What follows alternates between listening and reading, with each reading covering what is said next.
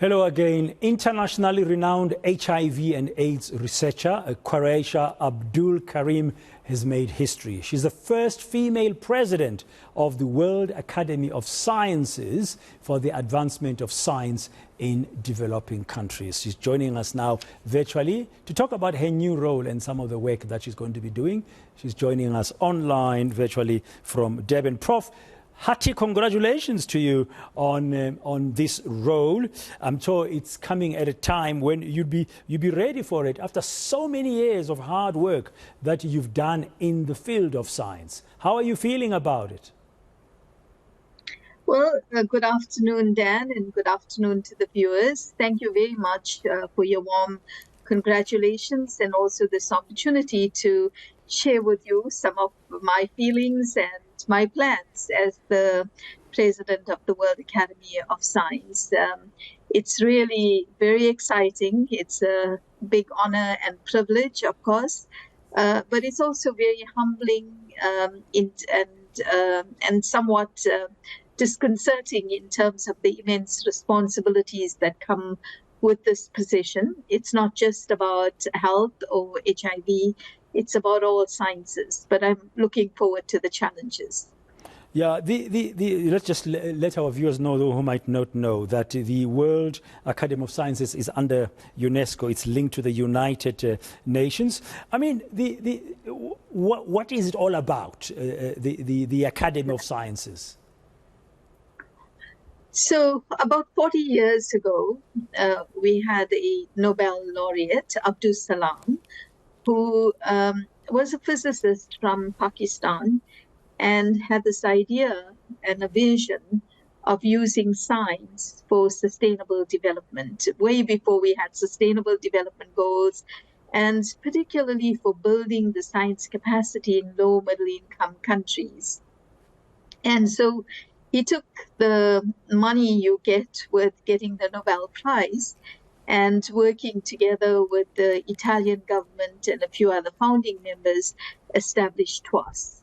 And so TWAS has been in existence, as I said, for 40 years. I will be the seventh president over the years. What we've been able to do is address some of the early challenges, which is build a critical mass of scientists in developing countries. And it's grown from there. It's about capacity building. It's about influencing policy. It has elected membership, which is currently just over 1,300 fellows across disciplines and across about 68 countries. It's a huge academy, and it does a lot of work, as you said.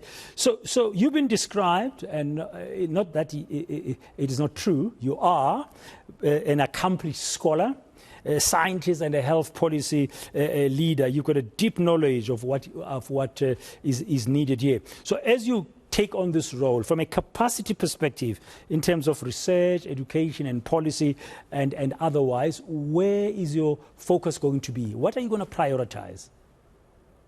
Right.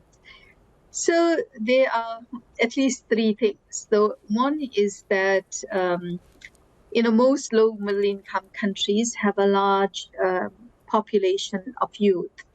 And so we do want to continue our investments in creating opportunities for young people to attain a master's and doctoral degrees, and also to support the research and particularly solutions that they're coming up with for some of the challenges facing us in many of our countries. The second is, as you know, with this particular governing council, an important milestone was reached in that 50% of the governing council is women.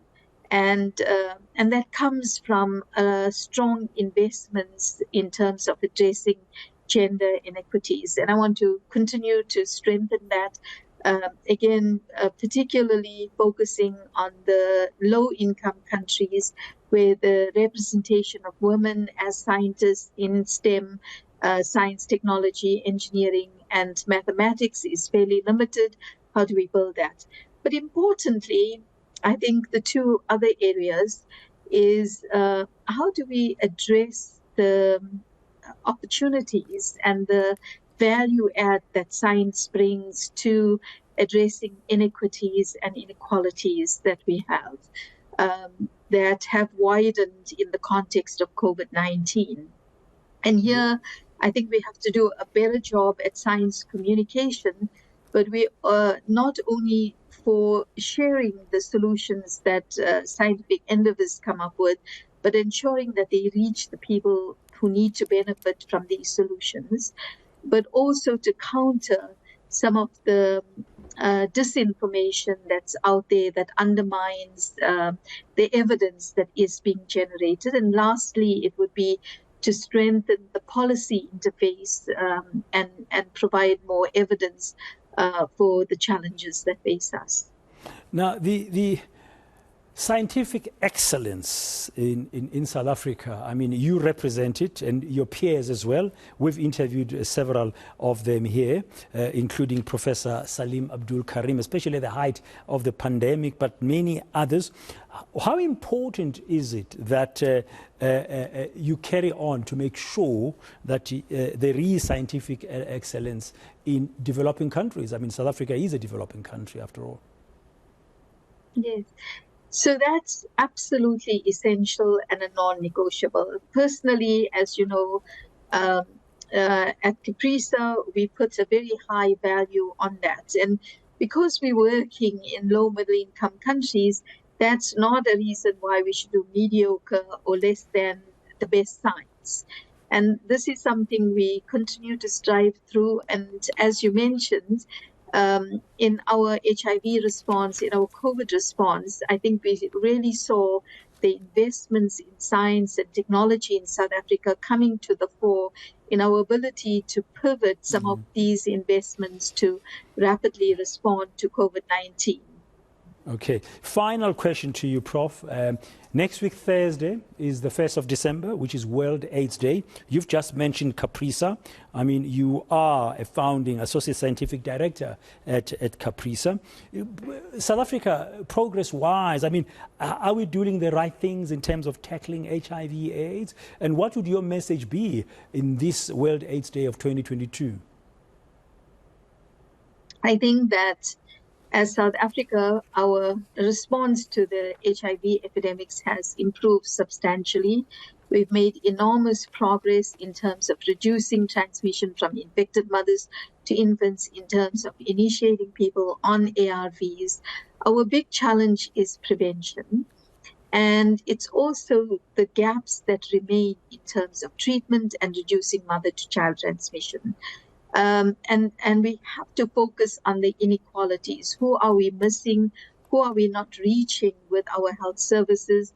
And how do we bridge that? And I think that the most marginalized in society are the ones that we really have to focus at this stage of the epidemic, because it's not more of the same that's going to get us to end AIDS as a public health threat and realize the 2030 UN goal. But it's really about our ability to reach those who have been discriminated, stigmatized, and marginalized, and who we have not yet met with our efforts. We do have to strengthen our primary prevention efforts. Globally, we have 3 times more infection than the target that was set for 2020. And here we're really talking about how do we keep young women between the ages of 15 to 24 years uninfected. And that requires a whole range of efforts, from targeting young women, young men, but also strengthening our prevention efforts to men over 25 that we're not reaching currently with our test and treat programs. Yeah, and of course, I know you've been at the forefront, you and your colleagues, of some innovations in this fight against HIV/AIDS in our country. Well done to you. May you carry on the good work. We salute you, Professor Quarraisha Abdool Karim, for being the first woman ever to become the president of the World Academy of Sciences, and we wish you well. Thank you very much for your time this afternoon. That was Professor Quarraisha Abdool Karim.